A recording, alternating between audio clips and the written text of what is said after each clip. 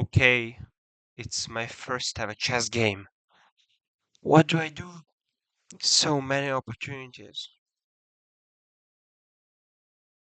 Have you just really played h4?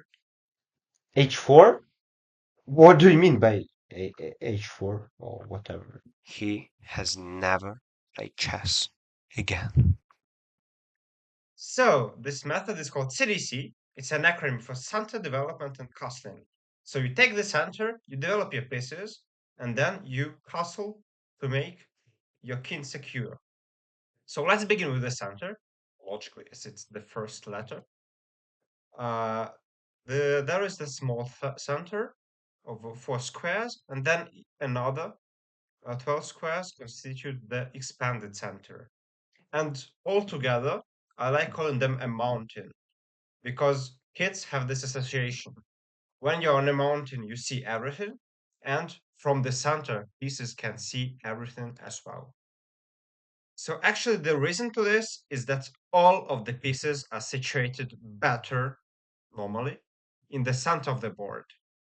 Like, all of the pieces are impacted by this, but knight is the especially striking example, as from the h1 square, from the corner, he only has two legal moves, f2 and g3, while from the center, here from the extended center, from the f3 square, he has 4 times more moves, 8 moves. That's why you should avoid putting the knight on the rim because the knight of the rim is dim, and I suggest you don't engage in animal cruelty. So, in order to take the center from the first move, from the very first move, I highly suggest that you play e4 or d4 as your first moves. Not only those moves take, not that square, take central squares, and e4 also takes central squares. They also open some ways to your other pieces, such as knight and the bishop, and also the queen, but we'll talk about it a little bit later. As such, uh, only by making one move, you already free 3 pieces, and you take the center. While when you play h4, you only free one piece, and it's not the one you want to move first, because normally you'd like to move bishops and knights first, and I'll explain why a little bit down the line. And by the way, that's actually where we encroach on the second principle, which is development. You'd like to ideally develop your pieces to the center. As we have already established, you really want to fight for the center, you really want to put your pieces in the center. So, a simple move like knight f3 is good. The opponent will maybe do the same thing, and then you'll be able to develop your bishop, which is quite good. He's going to attack the pawn, and the opponent might make the same thing. However, there is really one thing to avoid. Before, I said that you might want to develop your pawns into the center to free other pieces. However, you shouldn't neglect other pieces. Of course, you freed that one bishop. He'll say thank you. However, this one won't be able to be developed as well as in this example here. So first, what you ideally want to do, you develop one bishop first, and only then, normally, you open the road for the other one, and he will be able to join the attack as well. By the way, as we can see in this example, I have only moved knights and bishops thus far. But why? Actually, it was on purpose. While it's kind of obvious why you don't move the rook first, because it just doesn't have any good squares. You have to spend actually quite a few moves to make it attack the opponent. For example, h4, and then knight f6, and then the opponent will be able to castle, and only then you attack your opponent. But it's very, very slow. You'd rather let every piece develop equally. But that's when you might actually start having a question. But Vitaly, okay, I understand. We don't want to develop rook because it's too slow.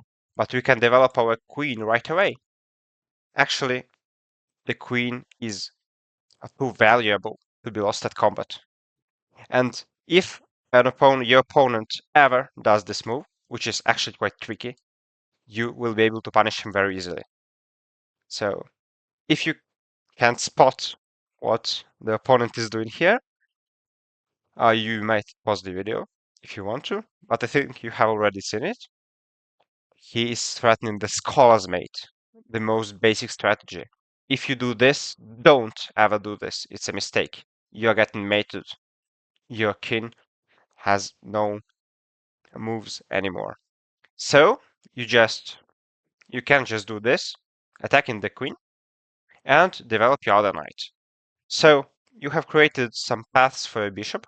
He has two options now. You developed two knights, while opponent is doing some tomfoolery. He's just doing whatever. It's not that good. And while the queen was going around, it was attacked, which helped us develop our pieces. So we developed two knights, he developed also two pieces, and the queen can be able to get attacked one more time.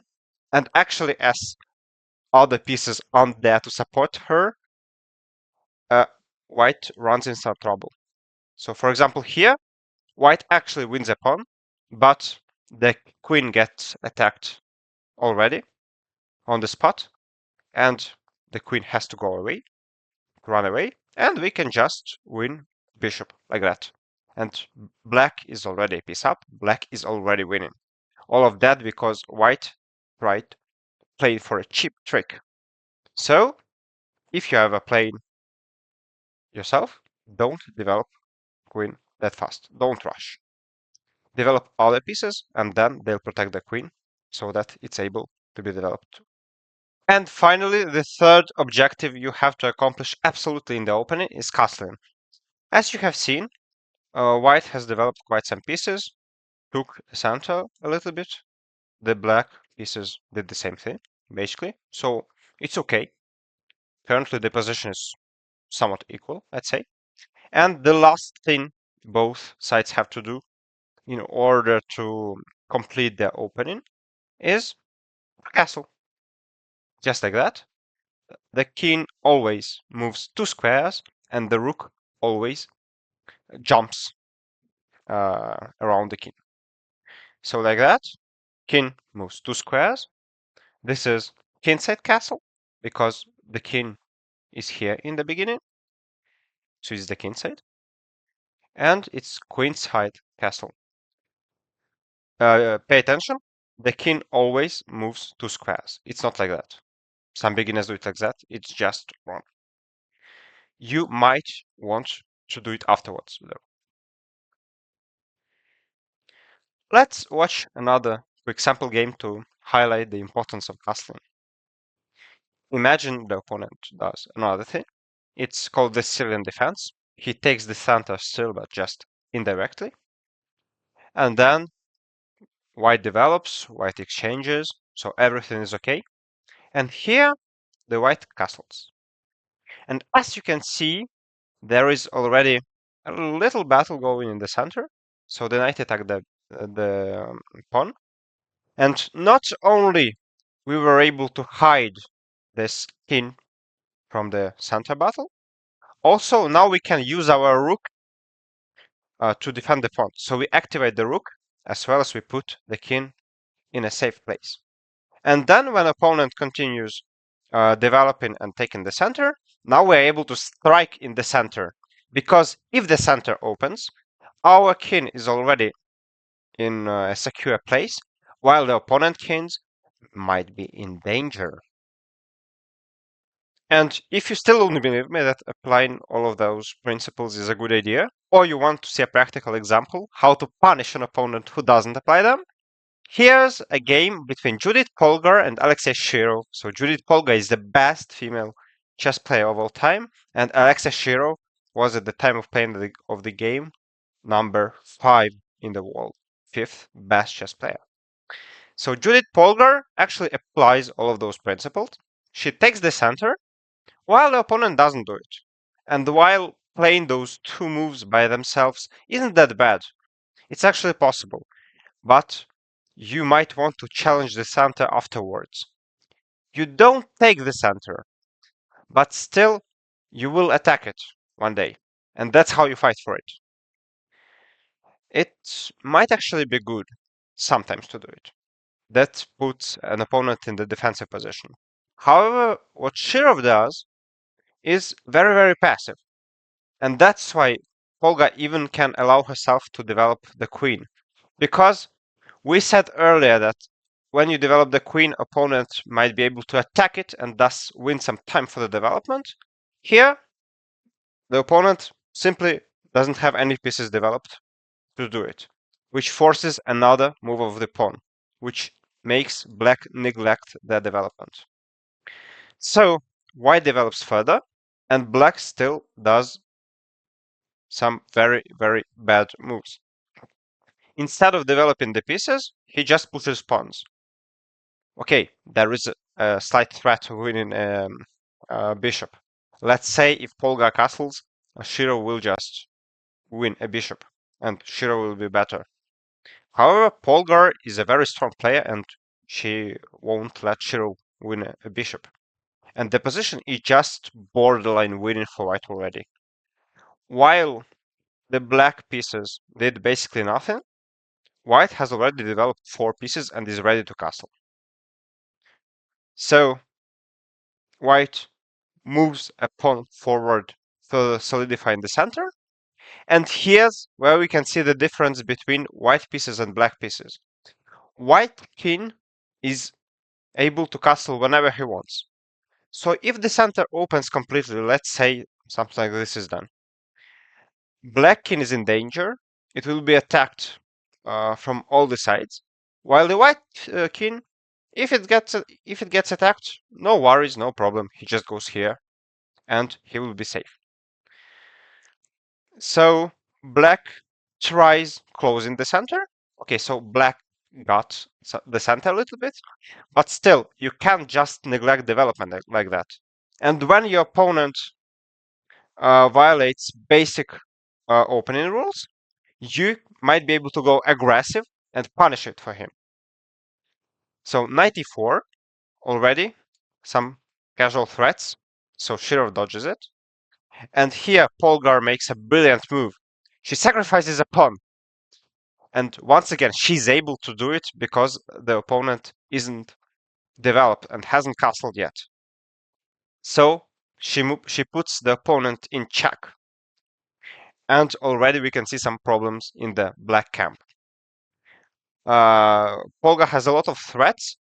For example, if the opponent just continues to develop normally, there is this very beautiful move, knight f6, seemingly just giving away the knight, but it's not the case. We can just take the bishop, and the knight can't take the queen as it's pinned. It can't move because the black king will be in check. So Shirov has to do this very, very strange move, king e7, and his position is already almost losing. He has some pieces which basically do anything. Bishop attacks his own pawn. You have to attack opponent's pieces, usually with your pieces. Then you don't really see how the black will continue development, and Polga punishes it on the spot. Queen takes, knight goes into the battle. Polga activates all the remaining pieces, which are not in the battle yet. Then rook d1 and rook d7. The position of the black pieces is terrible, absolutely atrocious. Nothing can move. And here, Shirov gave up because if he takes the pawn, the queen will just go here. If the king goes here, we just will win basically everything.